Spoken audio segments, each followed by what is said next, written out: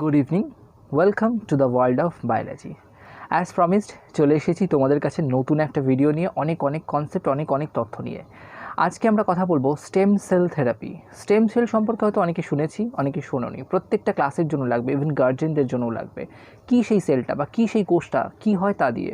কিছু রোগের নাম বলি: অ্যালজাইমার ডিজিজ, পার্কিনসন ডিজিজ, বা ধরো ব্লাড ক্যান্সার মানে লিউকেমিয়া, বা ধরো রিউমেটয়েড আর্থরাইটিস, বা ধরো টাইপ 1 ডায়াবেটিস, বা ধরো অন্ধত্ব, ব্লাইন্ডনেস, বা ধরো বলতে পারি আরও কিছু ভয়ঙ্কর ডিজিজ, আমাদের হার্ট ডিজিজ।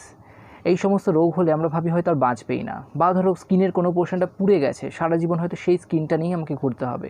বা যে রোগগুলোর নাম বললাম সেই রোগগুলো হয়তো ভাবি যে বাঁচবে না, বাট না, সায়েন্স এতটাই উন্নত হয়ে গিয়েছে যে এখন স্টেম সেল থেরাপি অ্যাপ্লাই করে যে কোনো রোগ সারিয়ে ফেলা যায়। ভয়ঙ্কর নার্ভ ডিজিজ, নিউরাল ডিজিজ যা কোনো দিন সারে না, যেমন অ্যালজাইমার বা পার্কিনসন ডিজিজ, বা হার্ট ডিজিজ যা কোনো দিন সারে না, বা ব্লাইন্ডনেস যা হয়তো যাওয়া খুব মুশকিল, সেইগুলো পর্যন্ত সেরে যাচ্ছে কিন্তু। বা টাইপ 1 ডায়াবেটিস, যেখানে আমাদের অগ্নাশয় বা প্যানক্রিয়াসের বিটা কোষটাই নষ্ট হয়ে যায়, ফলে ইনসুলিন তৈরি হয় না আমার শরীরে।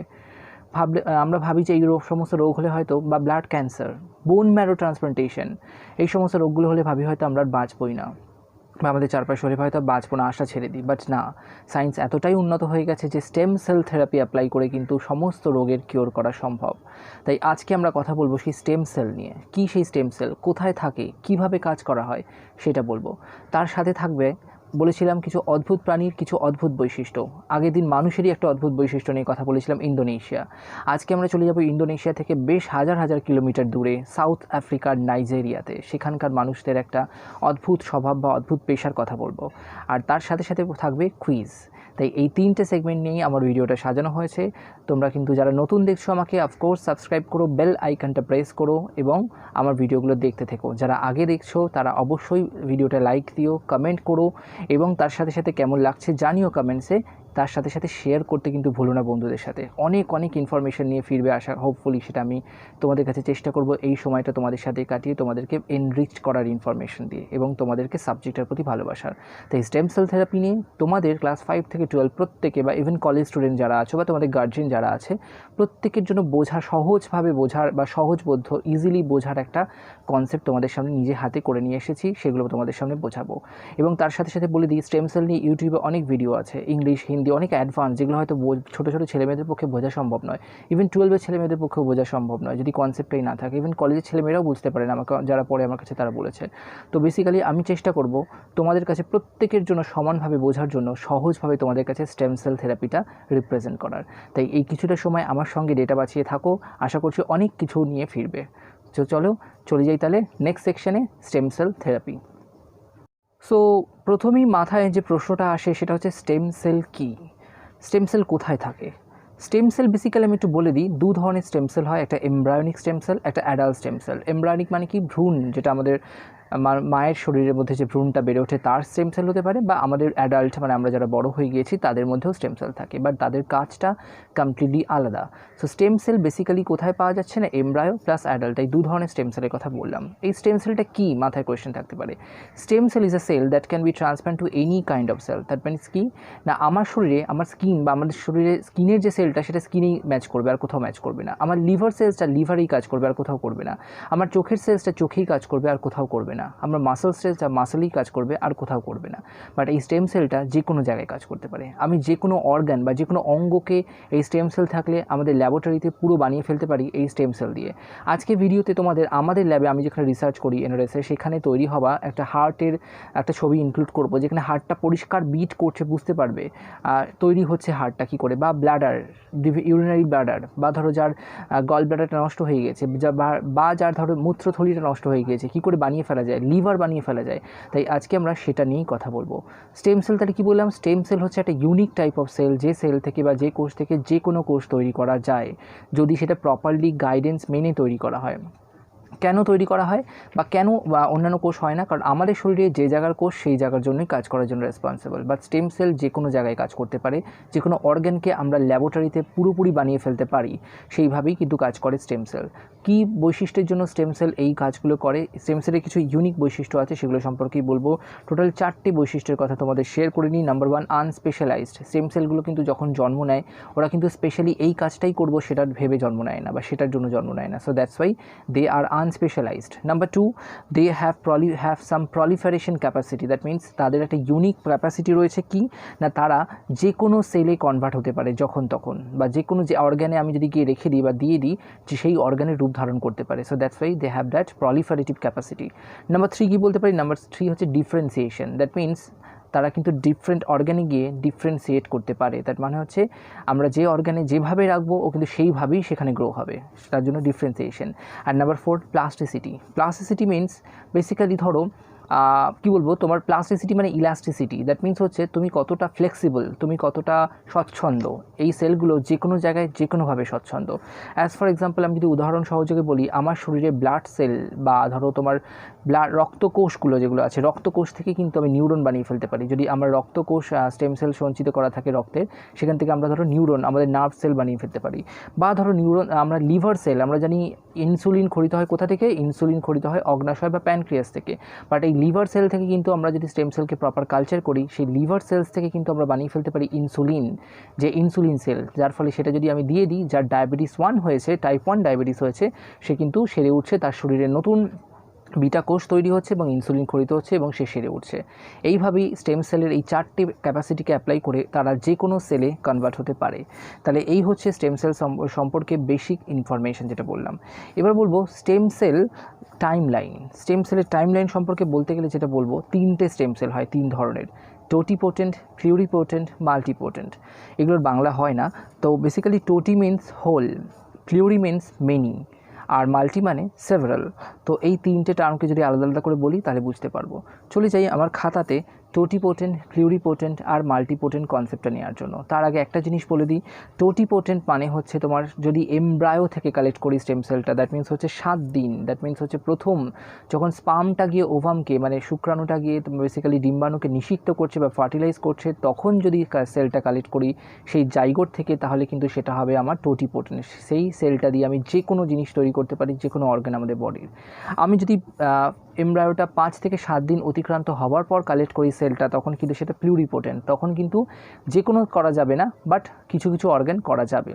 আর আমি যদি বেসিক্যালি বাচ্চাটা জন্ম হওয়ার পর কালেক্ট করি, মানে আম্বিলিক্যাল কর্ড, মানে মায়ের শরীরের সঙ্গে বাচ্চার শরীরে একটা কর্ড দিয়ে কানেকশান থাকে, সেই আম্বিলিক্যাল কর্ড থেকে যদি কালেক্ট করি, তাহলে কিন্তু আমি পেয়ে যাব সেখান থেকে, সেই ব্লাডটা যদি কালেক্ট করি, সেই ব্লাড থেকে যদি সেলটা পেয়ে যাই, তাহলে কিন্তু সেই সেলটা থেকে আমরা যে স্টেম সেলটা পাবো সেটা কিন্তু হয়ে যাবে কি না, সেটা হয়ে যাবে মাল্টিপোটেন্ট। মানে সেখান থেকেও কিন্তু আমি বেশ কিছু অঙ্গ তৈরি করতে পারি। তাই টোটিপোটেন্টের রয়েছে ফুল ইন্ডিপেন্ডেন্স যে কোনো অর্গান তৈরি করার, প্লিউরিপোটেন্টের রয়েছে পার্শিয়াল ইন্ডিপেন্ডেন্স যে কোনো অর্গান তৈরি করার, আর মাল্টিপোটেন্টের রয়েছে একটা রেস্ট্রিক্টেড ইন্ডিপেন্ডেন্স, যেটা কিন্তু লিমিটেড অফ অর্গান তৈরি করা যায়। ইভেন আমরা আমাদের শরীর থেকেও কিছু কম পরিমাণে স্টেম সেল পেতে পারি, যা দিয়ে কী করা হয়, স্কিন ড্যামেজ, আমাদের স্কিনের কোনো অংশ ড্যামেজ হয়ে গিয়েছে বা আমাদের স্কিনের কোনো অংশ তো পুড়ে গিয়েছে বা সামহাও ক্ষতিগ্রস্ত হয়েছে, সেগুলোকে সারাতে পারি। ইভেন হেয়ার ট্রান্সপ্লান্ট থেরাপি, যেটা মানে তোমার হেয়ার ফলিকলসগুলো তো নষ্ট হয়ে গেছে, তার ফলে সেখানে যতই যা করছো চুল গজাচ্ছে না বা হেয়ার উঠছে না, সেটাও কিন্তু আমি থেরাপি করে সেই হেয়ার ট্রান্সপ্লান্ট থেরাপিও কিন্তু এই স্টেম সেল দিয়ে করতে পারি। তাই আমরা এবার দেখে নেব কী করে স্টেম সেলকে কাজে লাগিয়ে তোমার বেসিক্যালি আমাদের এই থেরাপিটা করা হয়। So that's why this is called stem cell therapy. চলে যাই আমার পেজে, তোমাদেরকে তার এক্সপ্লেনেশন দিয়ে দিই। চলে এসেছি, দেখতে পাচ্ছ আমার পেজে। এই হচ্ছে সেই স্টেম সেল যারা বিভাজিত হয়ে আরও বেশি স্টেম সেল তৈরি করে এবং আলটিমেটলি এরা কোনো নর্মাল কোষ তৈরি করছে, মাসল সেল তৈরি করছে, ব্লাড সেল তৈরি করছে, অস্থির কোষ বোন সেল তৈরি করছে এবং নিউরন বা নার্ভ সেল তৈরি করছে। একটু আগে বললাম প্রপার্টিস, এই যে আনস্পেশালাইজড, প্রলিফারেশন, ডিফারেন্সিয়েশন, প্লাস্টিসিটি, এগুলো বলা হয়ে গিয়েছে। এবার বলবো টোটিপোটেন্ট, প্লিউরিপোটেন্ট আর মাল্টিপোটেন্ট ব্যাপারটা কী করে স্টেম সেল কালেক্ট করা হয়। দেখো, এই যে একটা শুক্রাণু বা স্পার্ম আসছে, স্পার্ম এসে বেসিক্যালি কাকে ফার্টিলাইজ করছে, একটা ডিম্বাণুকে ফার্টিলাইজ করলো, সেখান থেকে তৈরি হলো, এটাকে আমরা কী বলি, এটাকে আমরা বলি জাইগোট। জাইগোট মানে কি, অনেকগুলো কোষ বিভাজিত হয়েছে। এই জাইগোট থেকে তৈরি হয় মরুলা, ব্লাস্টুলা বা গ্যাস্টুলা। এখান থেকে যদি, এটাকে হচ্ছে ব্লাস্টোসিড, মানে এটা কি ব্লাস্টুলা। এখান থেকে যদি আমরা সেলগুলো কালেক্ট করি, 3 ধরনের সেল পাবো। একটা হচ্ছে হিমাটোপয়েটিক সেল, একটা হচ্ছে টিস্যু স্পেসিফিক সেল, একটা হচ্ছে সোম্যাটিক সেল বা মেসেলকাইমাল সেল। এই হিমাটোপয়েটিক সেল মানে এখান থেকে স্টেম সেল যদি তুলে নিই বাচ্চাটা থাকাকালীন মায়ের শরীরে ভ্রূণ অবস্থায়, তখন যদি তুলে নিই এই 3টে সেল লিনিয়েজ পেতে পারি, মানে এই 3 রকম সেলে আমি তাকে বানাতে পারি স্টেম সেল থেকে। তাই হিমাটোপয়েটিক সেল থেকে কী তৈরি হয় দেখে নাও। হিমাটোপয়েটিক সেল থেকে যেটা তৈরি হয় সেটা হচ্ছে ব্লাড সেল, মানে তোমার যার ব্লাড ক্যান্সার হয়েছে তার শরীরে হয়তো বা তার অ্যানিমিয়া আছে, বা ধরো যার থ্যালাসেমিয়া বা হিমোফিলিয়া আছে, যার শরীরে হয়তো রক্তকোষ তৈরি হচ্ছে বা ভেঙে যাচ্ছে বা তৈরিই হচ্ছে না বা মারাত্মক বেশি পরিমাণে তৈরি হচ্ছে বা ভুল তৈরি হচ্ছে, যার ফলে ক্যান্সারটা ছড়িয়ে পড়ছে, তখন কিন্তু আমি হিমাটোপয়েটিক সেলটা যদি তার কালেক্ট করা থাকে তাহলে আমি সেখান থেকে ব্লাড সেল বানিয়ে সুন্দর সুস্থ ব্লাড সেল তার শরীরে দিতে পারি। ধরো কারো নার্ভাল ডিজিজ হয়েছে, আমরা জানি স্নায়ুকোষ বিভাজিত হতে পারে না, তার জন্য যাদের নার্ভের রোগ হয় কোনো দিন সারে না, সারা জীবন ভুগতে হয়, কারণ তার কোনো ট্রিটমেন্ট নেই। কিন্তু আমি যদি তার স্টেম সেল নিয়ে রাখতে পারি তার ভ্রূণ অবস্থায়, সে যখন মায়ের শরীরে ভ্রূণ অবস্থায় ছিল তখন যদি স্টেম সেল কালেক্ট করতে পারি, বা জন্মাবার সময় সেই যখন জন্মেছিল আম্বিলিকাল কর্ড থেকে যদি কালেক্ট করতে পারি, সেখান থেকে কিন্তু আমি নার্ভ সেল বানিয়ে তার শরীরে দিতে পারি। ফলে নতুন নার্ভ সেল দেবো, তার ফলে যে ক্ষতিগ্রস্ত বা খারাপ নার্ভ সেল সেগুলো মারা যাচ্ছে এবং নতুন নার্ভ সেল তৈরি হচ্ছে এবং সে কিন্তু সুস্থ হয়ে উঠছে আস্তে আস্তে। Parkinson disease, Alzheimer disease, vertigo, এই সমস্ত ভয়ঙ্কর ভয়ঙ্কর নিউরাল ডিজিজকে কিন্তু কিওর করতে পারে এই সেলসগুলো।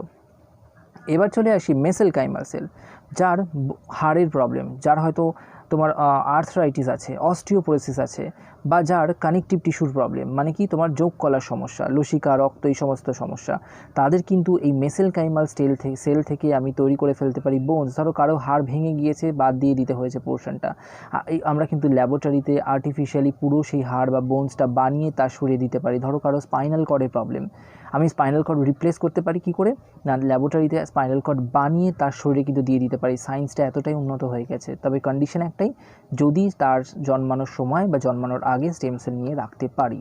তাহলে এই হচ্ছে 3 ধরনের স্টেম সেল থেকে 3 ধরনের সেল তৈরি হতে পারে। এবার প্লুরিপোটেন্ট, সেটা হচ্ছে দেখো কি করা হচ্ছে, এমব্রায়ো মানে ভ্রূণ থেকে কালেক্ট করলাম অথবা বোন ম্যারো থেকে কালেক্ট করলাম। 3 ধরনের সেল বললাম কি কি, টোটিপোটেন্ট, প্লুরিপোটেন্ট আর মাল্টিপোটেন্ট। টোটিপোটেন্ট মানে দেখো this cells have the potential to become any type of cell of the body. এই টোটিপোটেন্ট সেল যদি কালেক্ট করতে পারি, মানে যখন ভ্রূণটা তৈরি হচ্ছে, সবে যখন শুক্রাণুটা ডিম্বাণুটাকে ফার্টিলাইজ করেছে, যখন এমব্রায়োটা তৈরি হচ্ছে, তখন যদি নিতে পারি আমার শরীরের যে কোনো কোষে ওকে বানিয়ে দিতে পারবো পরবর্তীকালে। প্লুরিপোটেন্ট সেল যদি কানেক্ট করি তাহলে এই সেলসগুলো আমরা যে কোনো সেল তৈরি করতে পারি এক্সেপ্ট প্লাসেন্টা, মানে কি প্লাসেন্টা বা অমরা তৈরি করতে পারবো না, তাছাড়া আমরা যে কোনো শরীরে যে কোনো সেল বা কোষ তৈরি করতে পারি এটা দিয়ে। আর the last one is multipotent. Multipotent cell দিয়ে কী তৈরি করা যেতে পারে, মাল্টিপোটেন্ট সেল দিয়ে বেসিক্যালি ব্রেন, লিভার এগুলো যদি ড্যামেজ হয় তাহলে আমরা মাল্টিপোটেন্ট সেল তৈরি করতে পারি। বেসিক্যালি এখানে দেখতে পাচ্ছ বোন ম্যারো নেওয়া হয়েছে, দ্যাট মিনস এই যে ধরো যাদের ব্লাড ক্যান্সার তাদের ক্ষেত্রে কী করা হয়, এই স্টেম সেল যদি থাকে সেই স্টেম সেলটা নিয়ে তাদের বোন ম্যারোর মধ্যে দিয়ে দেওয়া হয়। বোন ম্যারো বা অস্থিমজ্জার মধ্যে যদি দিয়ে দিই সেখানে কিন্তু নতুন সেল তৈরি হবে এবং তার ব্লাড ক্যান্সার আস্তে আস্তে সময় সাপেক্ষে বা সময় সাপেক্ষে আস্তে আস্তে কিন্তু সে সুস্থ হয়ে উঠছে এই স্টেম সেল থেরাপি দিয়ে। এবার আমরা বলবো এই স্টেম সেল থেরাপি কী করে করা হয়। বেসিক্যালি স্টেম সেলগুলোকে রাখা হয় কী করে, ধরো আজকে একটা বাচ্চা জন্মেছে, আজ থেকে 10 বছর পর তার লিভার ক্যান্সার হলো, তার লিভারটা কেটে বাদ দিয়ে দিতে হলো।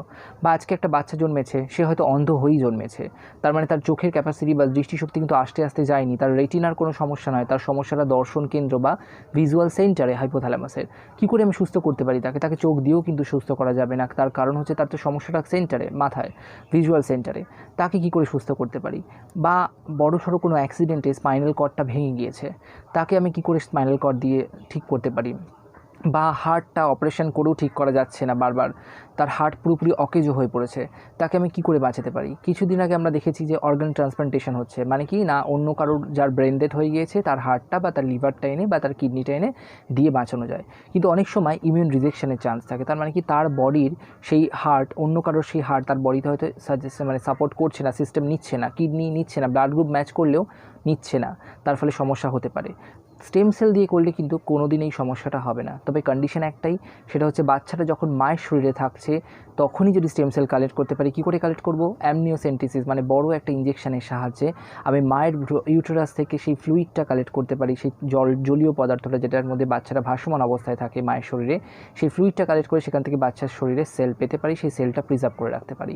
অথবা বাচ্চাটা যখন জন্মাচ্ছে তার যখন মায়ের শরীরের সঙ্গে বাচ্চার শরীরে একটা কানেকশন থাকে যেটাকে আমরা বলি আম্বিলিকাল কর্ড, সেই আম্বিলিকাল কর্ডটা কিন্তু কেটে কেটে দেওয়া হয়, কেটে দিয়ে বাচ্চাটাকে আলাদা করা হয়।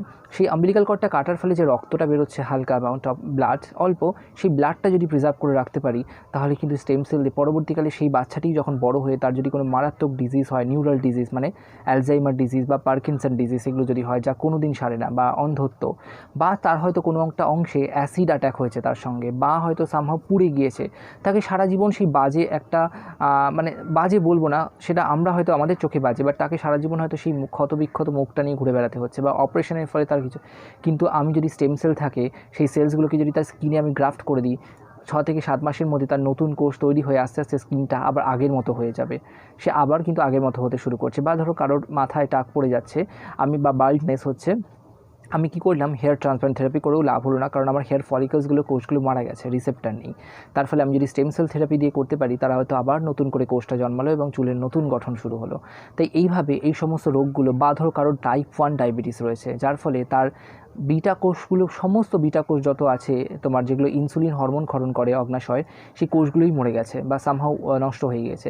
আমি যদি সেই কোষগুলোকে বানিয়ে তার শরীরে দিয়ে দিই, আবার নতুন করে ইনসুলিন হরমোন তৈরি হবে, তার ডায়াবেটিস 1 আস্তে আস্তে সেরে যাবে। এইভাবে যে কোনো রোগ তৈরি থেকে সারানো যায়। কন্ডিশন একটাই, সে যখন মায়ের শরীরে ছিল বা সে যখন জন্মেছে, তখন যদি আমি তার স্টেম সেলটা নিয়ে নিতে পারি। এবার আমার মাথায় প্রশ্ন আসতে পারে, এই কোষটাকে আমরা 10 বছর, 15 বছর, 50 বছর কী করে রাখবো, বেঁচে থাকবে কী করে? কারণ আমাদের শরীরে কোষ তো মরে যায়, বাইরে তো আরও মরে যাওয়ার চান্স বেশি। না, আমরা ক্রায়ো প্রিজার্ভেশন করে কোষগুলোকে সঞ্চয় করে রাখি। ক্রায়ো প্রিজার্ভেশন কি? -196 ডিগ্রি সেন্টিগ্রেডের লিকুইড নাইট্রোজেনের মধ্যে কোষগুলোকে যদি সংরক্ষণ করে রেখে দিই, সেই কোষগুলো ইনট্যাক্ট থাকবে, যতদিন চাইবো আমি রেখে দিতে পারবো। এই পদ্ধতি অ্যাপ্লাই করে স্পার্ম, ওভাম, বিভিন্ন এন্ডেঞ্জার স্পিসিস, যে সমস্ত প্রাণী বা উদ্ভিদ হারিয়ে যাচ্ছে পৃথিবী থেকে, তাদের শুক্রাণু ডিম্বাণুকে সঞ্চয় করে রাখা হচ্ছে, যাতে পরবর্তীকালে ল্যাবে সেখান থেকে নতুন সেই উদ্ভিদ বা প্রাণীটা তৈরি করা যায়। সায়েন্স এতটাই উন্নত হয়ে গিয়েছে। ঠিক সেরকমভাবেই স্টেম সেলও রাখা হয়। আমাদের চারপাশে যদি একটু খেয়াল করি, ব্লাড ব্যাঙ্ক আছে, স্পার্ম ব্যাঙ্ক আছে, ওভাম ব্যাঙ্ক আছে, ঠিক সেরকমভাবে স্টেম সেল ব্যাঙ্কও রয়েছে। প্রতি বছর একটা কিছু মিনিমাল খরচ দিতে হয়, যেমন ধরো 3000, 3500, 4000 ভ্যারি করে। এই খরচটা দিয়ে স্টেম সেল রেখে দিতে পারি।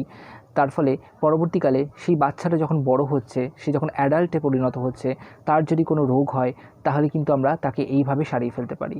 আজকে ভিডিওতে আমি একটা হার্ট সেল থেকে, একটা হার্টের কোষ থেকে কী করে কমপ্লিট হার্ট বানিয়ে মানুষের শরীরে দেওয়া যায়, সেই হার্ট সেলটা তৈরি হচ্ছে সেটা বলবো, সেই হার্টটা কী করে তৈরি হচ্ছে সেই ছবিটা দিয়েছি।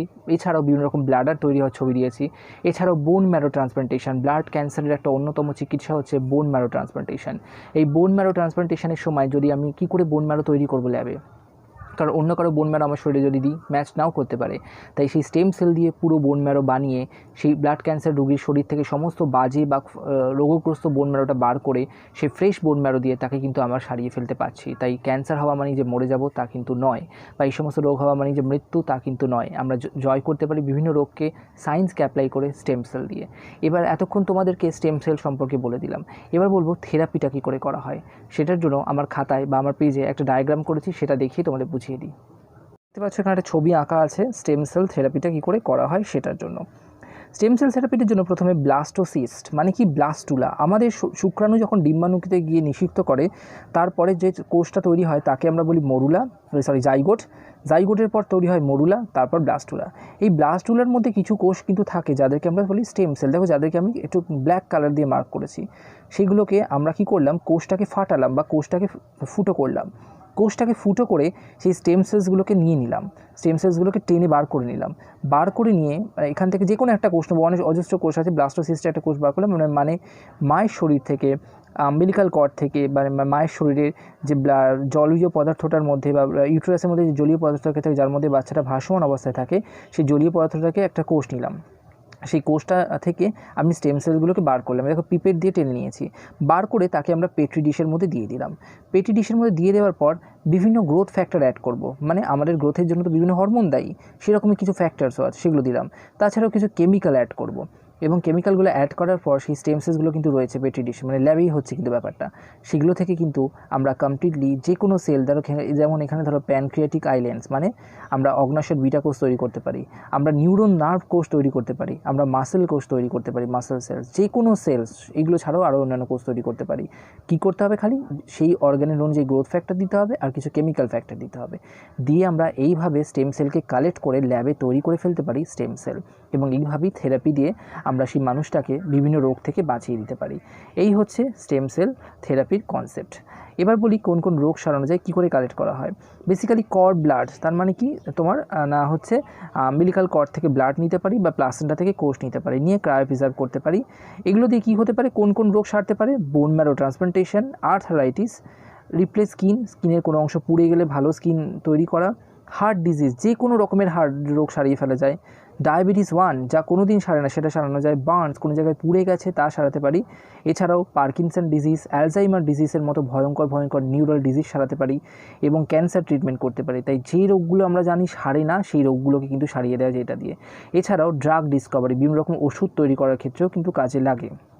এই হচ্ছে তাহলে টোটাল তোমার স্টেম সেলের কনসেপ্ট, যা আমি কিন্তু চেষ্টা করেছি তোমাদেরকে বিভিন্ন রকম ডায়াগ্রাম অ্যাপ্লাই করে সুন্দর করে তোমাদের কাছে সহজ করে রিপ্রেজেন্ট করার। এই হচ্ছে স্টেম সেল থেরাপি। স্টেম সেলের কনসেপ্টটা আমাদের কাছে অনেক দিন ধরেই ছিল, কিন্তু সেটার অ্যাপ্লিকেশন খুব কম সায়েন্টিস্ট করে গিয়েছেন। সেটার অ্যাপ্লিকেশন কেউ প্রায় করেই উঠতে পারছিল না। বাট 1999, ঠিক 2000-এর এক বছর আগে, এই 1999-এ ডোনাল্ড থমাস বলে একজন বিজ্ঞানী প্রথম অ্যাকিউট লিউকেমিয়া সারিয়ে ফেলেছিল এই স্টেম সেল থেরাপি দিয়ে, যার জন্য তিনি কিন্তু 1999 সালে নোবেল প্রাইজও পান। তাই ওনার কথা অবশ্যই বলতে হবে এই স্টেম সেল বলতে গেলে। তাহলে গাইস, তোমাদেরকে আমি স্টেম সেল সম্পর্কে বলে দিয়েছি, আশা করি কনসেপ্ট ক্লিয়ার হয়ে গেছে, কোথায় থাকে, কী করা হয়, এছাড়া কীভাবে থেরাপি করা হয় সেটাও বলে দিয়েছি, এবং সমস্ত রোগ সারিয়ে ফেলা যায়। একটাই, সেটা হচ্ছে প্রিজার্ভ করে রাখতে হবে, এটাই হচ্ছে মেন ব্যাপার। তাই তোমরাও সচেতন হও, সবার সঙ্গে শেয়ার করে নাও যে স্টেম কীভাবে আমাদের সায়েন্স এগিয়ে যাচ্ছে, কীভাবে আমাদের বায়োলজিক্যাল সায়েন্স বা মেডিকেল সায়েন্স এগিয়ে যাচ্ছে এবং মানুষের পাশে দাঁড়িয়ে বিভিন্ন রোগকে সারিয়ে তুলছে। তাই স্টেম সেলের মতো ভয়ঙ্কর কঠিন একটা টপিককে তোমাদের কাছে সহজভাবে তুলে ধরলাম, যাতে প্রত্যেকে বুঝতে পারো। এই ভিডিওটা কিন্তু সবার সাথে শেয়ার করে নিই, বন্ধুদের সাথে, সবার জানা দরকার। উঁচু ক্লাসে উঠলে আরও পড়বে এই সম্পর্কে। নিট ক্যান্ডিডেট তাদের বলি, তাদেরও কিছু কিছু কোয়েশ্চেন্স নিটে থাকছে, লাস্ট ইয়ারও ছিল তোমার স্টেম সেল নিয়ে, যেমন টোটিপোটেন্সি, প্লিউরিপোটেন্সি, মাল্টিপোটেন্সি, সেই সম্পর্কে তারাও কিন্তু একটু দেখো, তাদেরও কাজে লাগবে। তাই এই হচ্ছে স্টেম সেল কনসেপ্ট। আশা করি তোমাদের ভালো লেগেছে। চলে যাব ভিডিওর সেকেন্ড পার্টে, সেই গল্পটা শেয়ার করে নেব। কিছু অদ্ভুত প্রাণীর অদ্ভুত গল্পে আজকে আমরা শেয়ার করব মানুষেরই একটা অদ্ভুত গল্পের কথা। আগের দিন আমরা ইন্দোনেশিয়ার মানুষদের কিছু একটা গোষ্ঠীর, একটা ইন্দোনেশিয়ার একটা শহরের বা একটা অঞ্চলের একটা গোষ্ঠীর মানুষদের কথা বলেছিলাম। আজকে আমরা বলবো, চলে যাব দক্ষিণ আফ্রিকা, আমার ফেভারিট কান্ট্রি, যেখানে যাওয়ার মানে যেটা আমার স্বপ্ন যাওয়াটা। তো সেই সাউথ আফ্রিকা, সেখানকার নাইজেরিয়ার কথা বলবো। নাইজেরিয়াতে লেগাস বলে একটা শহর রয়েছে। সেখানকার সেই শহরে কিছু বস্তিতে বা সেখানকার কিছু সিভিলাইজেশনের মধ্যে সেখানে হায়নাম্যানদের দেখা যায়। হায়নাম্যানদের কাজ কি? এই হায়নাম্যানরা রাস্তার মধ্যে চলন্ত সার্কাস প্রদর্শন করে। আমরা যে সার্কাস দেখে অভ্যস্ত, বিভিন্ন বন্য প্রাণীদের নিয়ে বিভিন্ন মজার খেলা, খেলাটা কিন্তু মোটেই মজার নয়। এরা কিন্তু ভয়ঙ্কর ভালগার বা বন্য অ্যাক্টিভিটি করে কিন্তু এই সমস্ত খেলাগুলো দেখিয়ে নিজেদের জীবিকা নির্বাহ করে। কারণ এই নাইজেরিয়ার বলা হয় 70% মানুষ কিন্তু দারিদ্র্য সীমার নিচে বসবাস করে। তারা অত্যন্ত আনহাইজিনিক পরিবেশে বসবাস করে এবং তারা কিন্তু খেলা দেখানোর জন্য ইউজ করে ভয়ঙ্কর ভয়ঙ্কর বিষাক্ত প্রজাতির সাপ, হায়না বা বেবুন্সদেরকে একটা ট্রেনিং দিয়ে সেই সাপেদের নিয়ে খেলা দেখায়, বা বিভিন্ন সাপেদের কামড়ে বিষ কালেক্ট করে কবিরাজি ওষুধ তৈরি করে। এদের মধ্যে একটা মিথ চালু আছে বা বিশ্বাস চালু আছে যে এরা নাকি বিভিন্ন বন্য প্রাণীকে বশ করতে পারে এবং তাদের মধ্যে খেলা দেখাতে পারে।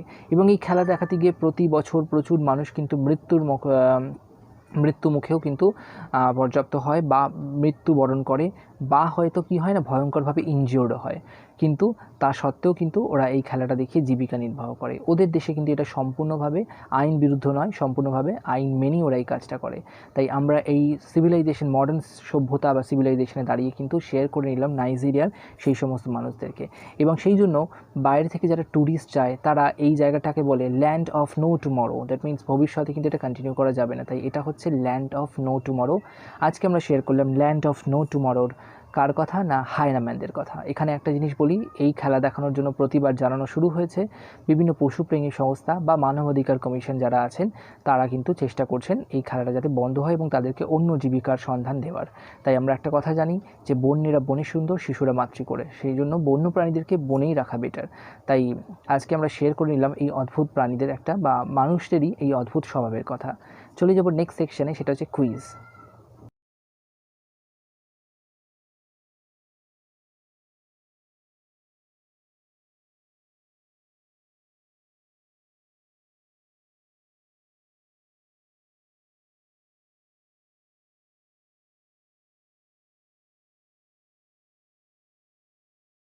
দিয়ে দিই আগের দিনের কুইজের আনসারসগুলো। ভারতের প্রথম জিন প্রযুক্তিগত উদ্ভিদ কি? বিটি কটন। লাইকেন কোন দূষণের সূচক? বায়ু দূষণ। সর্বাপেক্ষা অধিক প্রোটিনযুক্ত শৈবাল কোনটি? স্পাইরুলিনা। পাখির কোন অংশ শব্দ সৃষ্টি করে? সাইরিংস বলে একটা অঙ্গ রয়েছে যা থেকে পাখিদের আওয়াজ বা ডাকটা সৃষ্টি হয়। তারপরের কোয়েশ্চেন ছিল হচ্ছে তোমাদের সেটা হচ্ছে বাগান শামুক কাকে বলে? বাগান শামুক বলা হয় অ্যাকাটিনাকে, তাই বাগান শামুক বলা হয় অ্যাকাটিনাকে। নেক্সট কোয়েশ্চেন ছিল কোন উৎসেচক শিশুদেহে দুগ্ধ প্রোটিন পরিপাক করে? রেনিন নামে উৎসেচকের কথা বলবো। মাংস, ডিম, মাখন বেশি গ্রহণ করলে রক্তে কোলেস্টেরল বাড়ে।